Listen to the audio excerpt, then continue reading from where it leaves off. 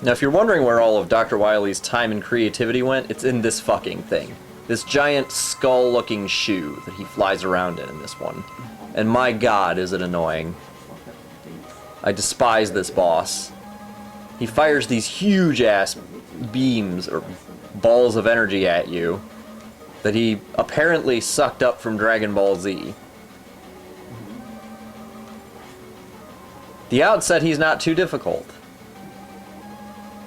You just kind of stand under his chin and shoot at him when he stops firing the little energy blasts.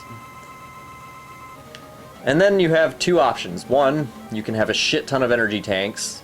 I don't actually know what specific weapon you're supposed to use on him, I've forgotten. But you can use this cable thing. The wire. It's not particularly effective overall. I mean, the big thing about it is that you can hit him without being hit yourself.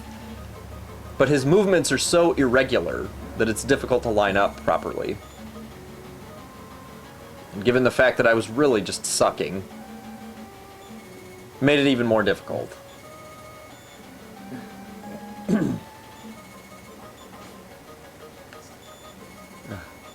Yeah, but I suppose any damage you take, or you give, in exchange for damage you don't receive is acceptable. I get him down to about half health before I run out of this trapeze shit.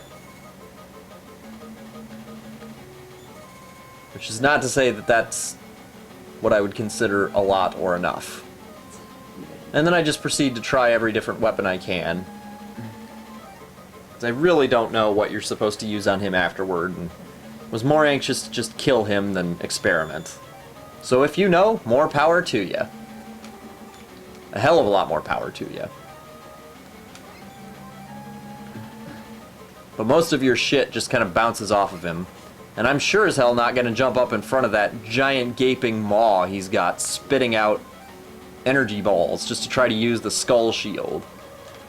Although if that actually blocks those energy blasts, I'm going to feel like a complete douche hat. It's pretty easy to dodge some of those shots, but one of them generally gets through, and that's the bitch of it. But if you saved up all those energy tanks, you're not going to be hurting too badly. Thankfully, he's not that tough. Even your charged shot actually does damage on him. Do not try to bag him as he's crashing. You can still get hurt. Now, once you've defeated what probably cost Dr. Wily all of his remaining retirement fund, you get to fight his odd little pod. But that's actually the coolest part of the game. Because it's in the dark, and it has the coolest song in the entire game. In general, the soundtrack to this game, as I've mentioned, has been pretty good.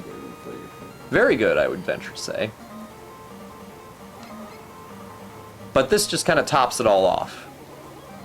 It's not quite as good as the final boss song from Mega Man 5, I believe it was.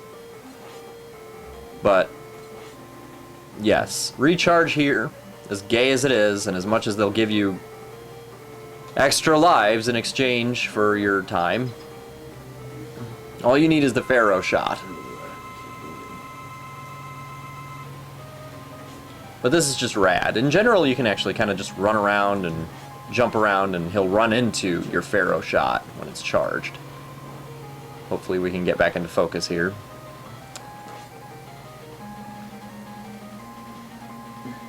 Yes, my apologies. Either way. Yeah.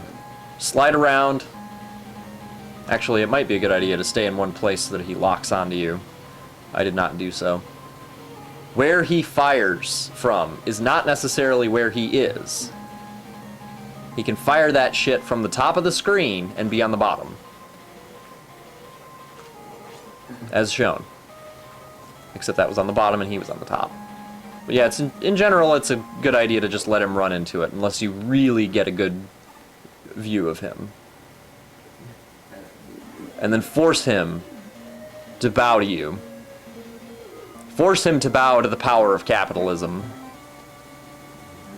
Show him that even as a communist, he is fail. And then ask yourself how Mega Man can teleport through solid matter, but gets killed by spikes. And then watch as Dr. Wily very predictably gets away in his gay little UFO.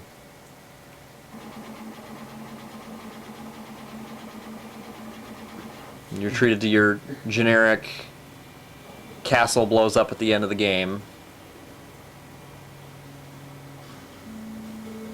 Admire the skull mushroom cloud. And then take your trip through the Alps, which happens at the end of most of Mega Man games. Now this one, they didn't even try on this one. They just shoved Mega Man's normal sprite on top of a gigantic-ass train. I mean, look at that train. That's like 5 stories tall. What is wrong with this? Is everybody who's fighting in this game a midget or something? I mean, a normal person is going to be like 60 feet tall compared to Mega Man. Are Dr. Wily and Dr. Light not only midgets, but playing with dolls? I really have to wonder. Makes no sense. Now, here is a city of the future. Looks kind of like a typical city of the present, I think. That's where Mega Man X did a great job. They really brought the future to the future, artistically. I'll never forget the opening scene of Mega Man X. That's just absolutely beautiful. And everything looks futuristic. Even the cars, despite the fact they're still combustion engines, apparently, look futuristic and awesome. And you can blow them up. In this, all the future is confined to remote areas. Urban centers, well, apparently one exists, and the rest of the world consists of a bunch of country farmhouses. And then you're introduced to this girl, and Rush, who is like twice her size. Now that's roll. I don't know how the hell you're supposed to know that. I mean, in Mega Man 2, at the end of the game, you walk through your alpine countryside, which, I might add, was a way, way better ending than this shit. They put thought into it. And Mega Man 2 was bare-ass bones. There's no excuse for this ending, including the mysterious girl who, at the time, I had no fucking clue who she was. I'm like, what? Mega Man has a girlfriend? A little sister? A moving doll? I mean, who the hell is she? Why is she with Rush? Is she Rush's pet? Does Mega Man have Rush as a pet, and then Rush has a little girl? To me, that says misogyny. Women are below the pets. Now maybe there's an explanation in the manual. I don't have the manual anymore, so I'm not really overly concerned. Nor do I think I should be. You know, I'm kind of surprised, though, I have to admit. Given the role of women in these games, I have to wonder why Rush is the one that Mega Man jumps on. Considering Roll is the bottom of the totem pole in this game, I mean, she's shown accompanying Rush, not accompanied by, but accompanying. Why doesn't Mega Man jump on her head to get somewhere? Give Rush a more dignified role. Yeah. Mega Man creators do not like women. And here's this little bastard. God, I hate him. He never gave me anything useful this time around.